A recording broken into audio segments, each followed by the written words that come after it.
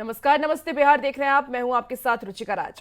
नमस्कार, मैं आपके साथ लक्ष्मी। तो देखिए, बिहार में साल 2030 तक 1 करोड़ नौकरी और रोजगार देने का रास्ता साफ हो गया है। सीएम ने कैबिनेट की बैठक में इस लक्ष्य को मंजूरी इसकी दे दी है और अब 1 करोड़ नौकरी और रोजगार के लक्ष्य को पूरा करने के लिए विकास आयुक्त के नेतृत्व में 12 सदस्यीय उच्च स्तरीय कमेटी गठित कर दी गई है। सरकार के फैसले पर सियासत भी अब शुरू हो गई है।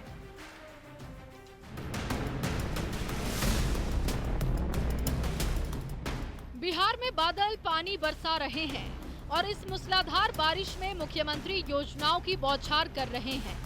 महिलाओं को 35% आरक्षण देकर माई बहन मान योजना का काट निकाला। फिर सामाजिक सुरक्षा पेंशन योजना को 400 से बढ़ाकर 1100 रुपए कर दिया और अब बिहार के 1 करोड़ युवाओं को नौकरी रोजगार देने का फैसला। नीतीश कैबिनेट ने साल 2030 तक 1 करोड़ नौकरी और रोजगार देने के लक्ष्य पर मुहर लगा दी है। इस लक्ष्य को पूरा करने के लिए विकास आयुक्त के नेतृत्व में 12 सदस्यीय उच्च स्तरीय कमेटी गठित कर दी गई। अब उन्होंने 1 करोड़ लोगों को रोजगार देने का वायदा किया है, जिसको आज कैबिनेट से प्रस्ताव पास करा करके उन्होंने इसकी स्वीकृति प्रदान कर दी। नीतीश कुमार जी का यह प्रण एक स्वागत योग्य कदम है। निश्चित रूप से इससे बिहार में विकास को एक और पंख लगेगा और विकास बिहार में की जनता के लिए समृद्धि लाएगा यह कदम, और पलायन को भी यह कदम रोकने वाला होगा। सरकार के फैसले को नेता प्रतिपक्ष तेजस्वी यादव ने जुमला बताया है। इन लोगों का जो कहा हुआ है कभी पूरा किया है इन लोगों ने?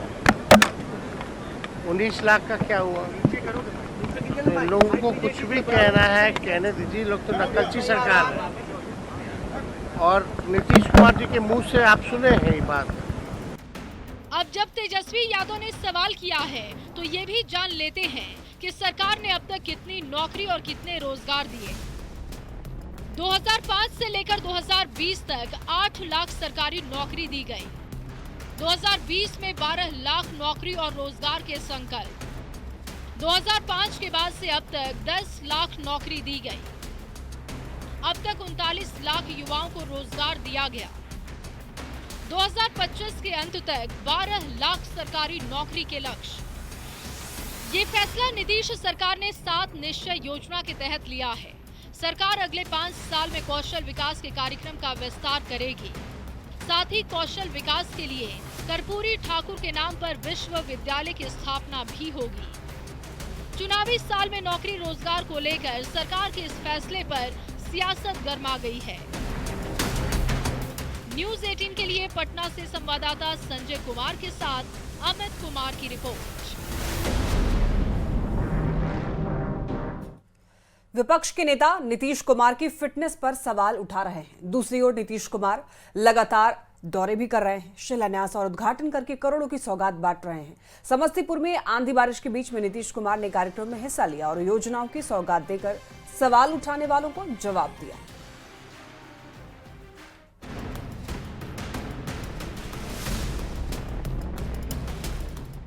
समस्तीपुर से आई इस तस्वीर को देखिए। आंधी चल रही है, बारिश हो रही है, लेकिन बारिश के बीच छाता लेकर चलते नीतीश कुमार। आंधी पानी के बीच सीएम नीतीश कार्यक्रम में पहुंचे और समस्तीपुर के सरायरंजन में 364 करोड़ से ज्यादा की योजनाओं का शिलान्यास और उद्घाटन किया। लोग बहुत खुश हैं, जिसका बरसों बरसों से मांग था वह सपना यहाँ के लोगों का अब पूरा हुआ। ये तस्वीर बिना कुछ बोले वैसे लोगों को नीतीश कुमार का जवाब है जो आए दिन उनकी फिटनेस पर सवाल उठाते रहे। वाला है, सब लोग अचेत अवस्था में। तेजस्वी यादव सहित विपक्ष के नेता नीतीश कुमार पर सवाल उठा रहे हैं। दूसरी ओर नीतीश कुमार कभी सड़क का निरीक्षण करते दिखते हैं तो कभी अस्पताल का जायजा लेते, कभी बड़े बड़े भवन से लेकर पुल पुलिया के निर्माण का जायजा लेते दिखते हैं, चाहे गर्मी हो या फिर बरसात। जो सत्ता से बाहर चले जाते हैं तो उनको तो खराब ही लगेगा ना। तो सत्ता में लूटने के लिए आना चाहते हैं वो लोग इस तरह की बात करते हैं। पिछले कुछ महीनों के आंकड़े पर नजर डालें तो आप दंग रह जाएंगे कि जिस व्यक्ति के फिटनेस पर विपक्ष सवाल उठा रहा है वो इतना एक्टिव है। हाल के दिनों में नीतीश कुमार 80 से ज्यादा कार्यक्रमों में शिरकत कर चुके हैं। इनमें 27 निरीक्षण कार्यक्रम, 18 उद्घाटन कार्यक्रम, 10 से ज्यादा शिलान्यास कार्यक्रम, 15 लोकार्पण, 12 समीक्षा बैठक तो कई विभागों के नियुक्ति पत्र वितरण से जुड़े कार्यक्रम में भी नीतीश शामिल हुए। तो नीतीश कुमार जी की तो आवाज घर घर पहुंच गई। चुनावी साल है, ऐसे में विपक्ष सरकार को घेरने की हर संभव कोशिश में लगा है, लेकिन सत्ताधारी दल के नेताओं का दावा है कि दिसंबर 2024 से फरवरी 2025 तक पूरी हुई सीएम की प्रगति यात्रा से प्रदेश को 50,000 करोड़ की लागत वाली करीब 430 विकास योजनाओं की सौगात मिली है। अब जनता विपक्ष की बातों पर भरोसा करती है या नीतीश कुमार के काम पर, वो तो इसी साल पता भी चल जाएगा। न्यूज 18 के लिए पटना से आनंद अमृतराज और समस्तीपुर से मुकेश कुमार के साथ ब्यूरो रिपोर्ट। बिहार में सावन महीने में तेजस्वी के एक पोस्ट पर सियासत गर्मा गई है। बीजेपी ने तेजस्वी पर 2020 की तस्वीर को 2025 में पोस्ट कर हिंदुओं की श्रद्धा से खिलवाड़ करने का आरोप लगाया है। अब सावन महीने में तेजस्वी अपने पोस्ट पर चौतरफा घिर गए हैं।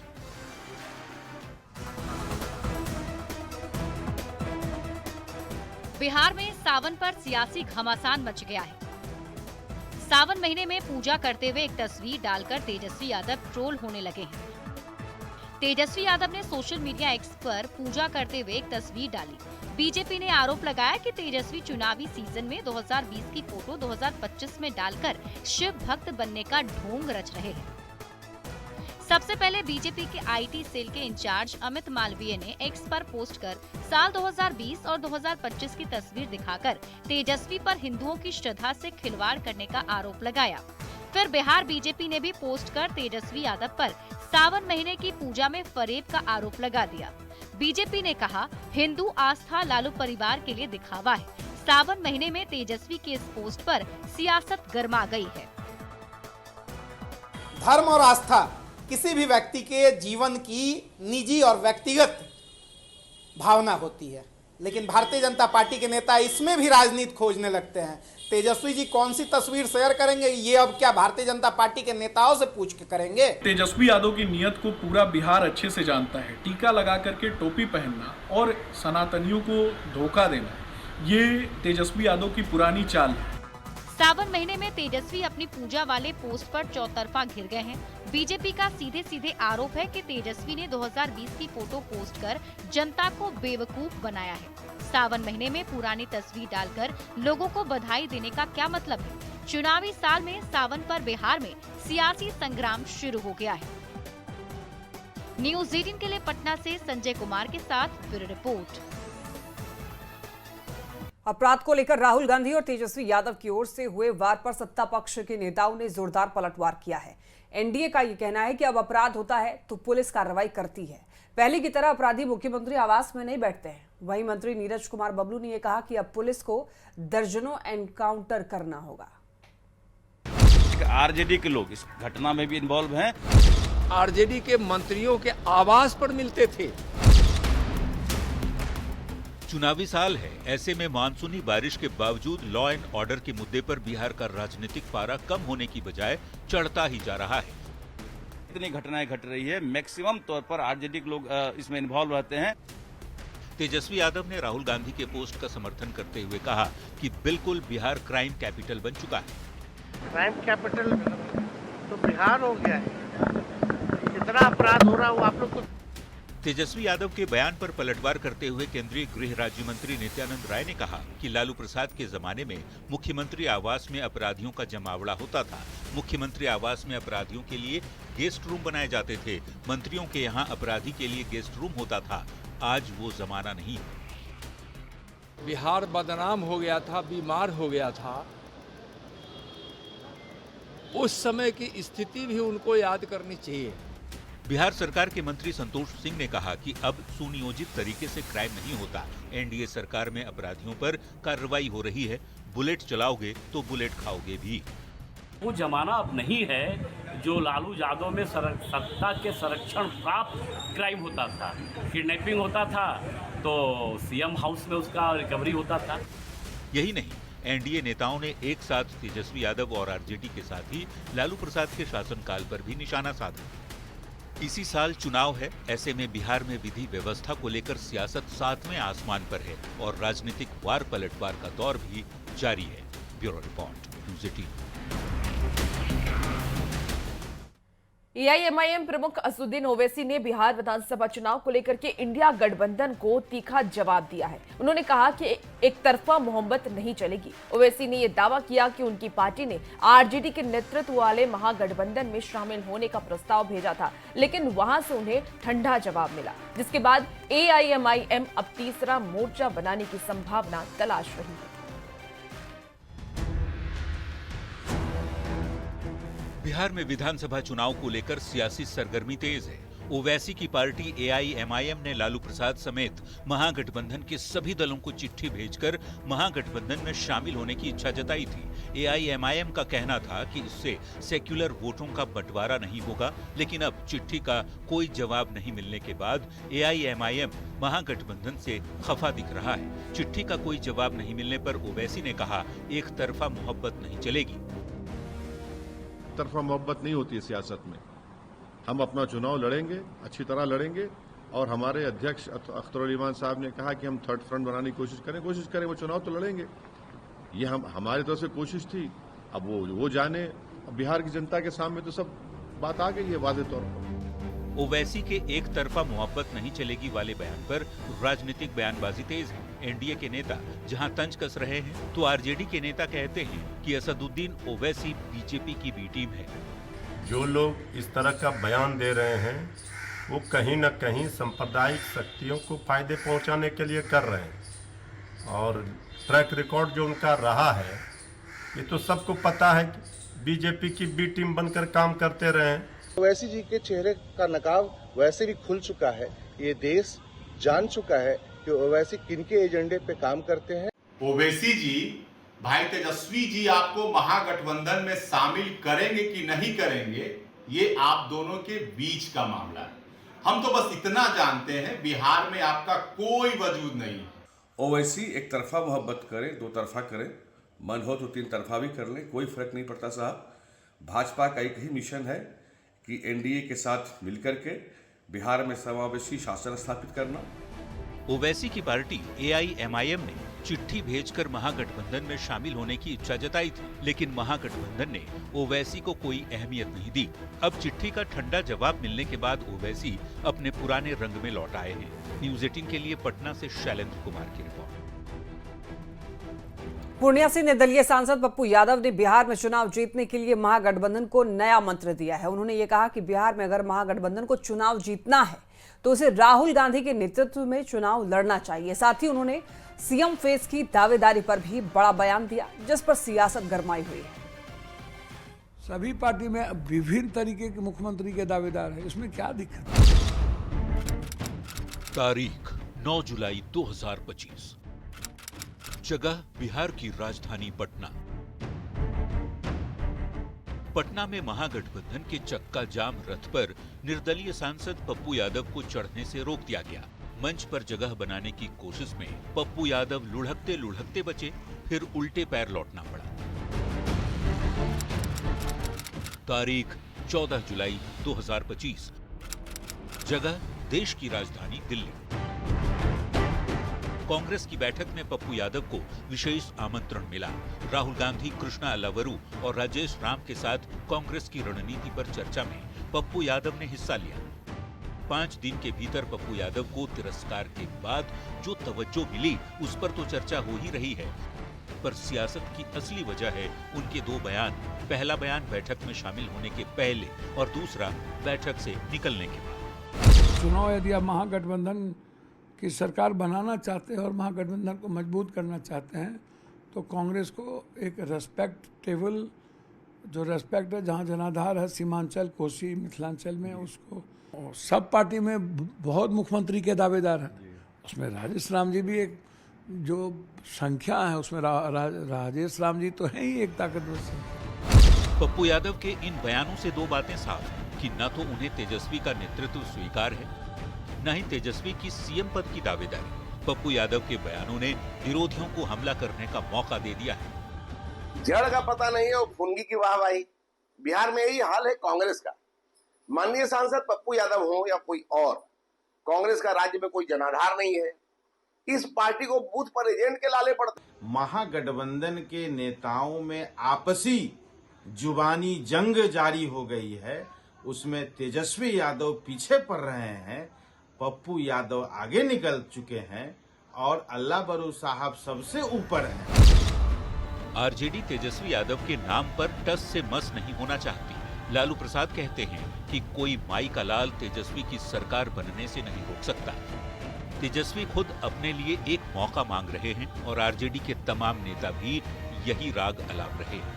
बिहार की जनता का विश्वास और समर्थन, बिहार की जनता बदलाव की प्रक्रिया में तेजस्वी जी के प्रति जो समर्थन और विश्वास प्रकट कर रही है वो स्पष्ट रूप से दिख रहा है। कांग्रेस अब भी सीएम फेस के सवाल को टालती नजर आ रही है। हमारे प्रदेश अध्यक्ष राजेश राम जी के नेतृत्व में बिहार कांग्रेस बहुत ही अच्छा काम कर रही है और हमारे यहाँ मुख्यमंत्री पे कोई लड़ाई ही नहीं है। हमारे यहाँ कहने को तो पप्पू यादव निर्दलीय सांसद हैं, पर उनका कांग्रेस से काफी गहरा नाता है। अब कांग्रेस उन्हें अपनी बैठक में भी बुला रही है। ऐसे में जब पप्पू यादव इस तरह के बयान दे रहे हैं तो सवाल महागठबंधन के कोऑर्डिनेशन पर भी उठ रहे हैं। न्यूज़ 18 के लिए दिल्ली से संवाददाता अमितेश सिंह के साथ पटना से शैलेंद्र की रिपोर्ट। पटना से इसी बीच बड़ी खबर सामने आ रही है। आईटी मुख्यालय के अन्वेषण ब्यूरो में छापेमारी हुई है। सीबीआई टीम ने पटना आयकर मुख्यालय में छापेमारी की। छापेमारी के दौरान 2 लोगों को साथ लेकर के गई है सीबीआई। बड़ी खबर आपको इस वक्त राजधानी पटना से बता रहे हैं। एक इंस्पेक्टर और एक कर्मचारी को लेकर के सीबीआई अपने साथ गई है। सीबीआई की टीम ने छापेमारी की। बड़ी खबर इस वक्त राजधानी पटना से सामने आ रही है, जहां बता दें आपको कि आईटी मुख्यालय के अन्वेषण ब्यूरो में ये छापेमारी की गई। सीबीआई की टीम ने पटना आयकर मुख्यालय में छापेमारी की है। तो छापेमारी के दौरान 2 लोगों को साथ लेकर के सीबीआई गई है। आयकर मुख्यालय में ये छापेमारी की गई। सीबीआई की तरफ से 2 लोगों को साथ में लेकर गया। एक इंस्पेक्टर और एक कर्मचारी को सीबीआई अपने साथ लेकर गई। सीबीआई की टीम ने ये बड़ी छापेमारी की। बड़ी खबर आपको इस वक्त राजधानी पटना से बता रहे हैं। गोपाल खेमका हत्याकांड मामले में देखिए सच उगलवाने के लिए पुलिस जो है शूटर और कारोबारी का नार्को टेस्ट कराएगी। पुलिस को शक है और इसमें कई और भी लोग इसमें शामिल हैं। कारोबारी के फ्लैट से इलेक्ट्रॉनिक गैजेट बरामद करने के लिए पुलिस कोर्ट में आवेदन देगी। पुलिस को एक सिम मिला जिसमें कि दोनों से बातचीत हुई है। आज रिमांड की अवधि समाप्त हो रही है। दोनों फिर से जेल जाएंगे। तो ऐसे में आपको बता दें कि सच उगलवाने के लिए नार्को टेस्ट करवाने की बात की जा रही है और इस मामले में कोर्ट में आवेदन दिया जा सकता है। गोपाल खेमका हत्याकांड मामले में कई और लोगों के संलिप्त होने की संभावना है, आशंका जताई जा रही है और ऐसे में पुलिस को दरअसल एक सिम मिला जिसमें कि दोनों से बातचीत हुई है। तो इलेक्ट्रॉनिक गैजेट जो है शूटर के घर से ढूंढने की प्रयास जो है कोशिश जो है की जाएगी। कारोबारी के फ्लैट से भी की जा सकती है इलेक्ट्रॉनिक गैजेट बरामद करने के लिए पुलिस कोर्ट में आवेदन देगी। और इसी बीच एक और बड़ी खबर राजधानी पटना से सामने आ रही है। पटना एयरपोर्ट पर एक बार फिर एक विमान हादसा टल गया। दिल्ली पटना इंडिगो की फ्लाइट 6E2482 पटना एयरपोर्ट पर हादसे का शिकार होते होते बाल बाल बची। विमान रनवे पर उतरने के दौरान ओवरशूट कर गया और पायलट ने होशियारी दिखाते हुए रनवे को छूने के बाद विमान को ऊपर ले लिया। फिर हवा में 2-3 चक्कर लगाने के बाद विमान को वापस सुरक्षित उतारा गया। आपको बता दें कि इस दौरान इस फ्लाइट में 173 यात्रियों की सांसें अटकी रही। दिल्ली पटना इंडिगो की फ्लाइट 6E2482 का ये पूरा मामला सामने आया है। तो विमान हादसा होते होते पटना में बचा है। रनवे के आगे इसको देखिए लैंडिंग कराई गई। लैंड करने के दौरान ओवरशूट किया गया। पायलट ने समझदारी दिखाई, सूझबूझ दिखाई और उससे ये हादसा होते होते बचा।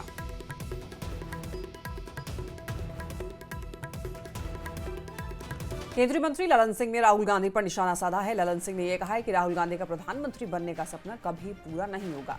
ललन सिंह ने सुप्रीम कोर्ट पर राहुल गांधी के विवादित बयान का भी जिक्र किया, जिसके बाद राहुल ने कोर्ट से माफी मांगी थी।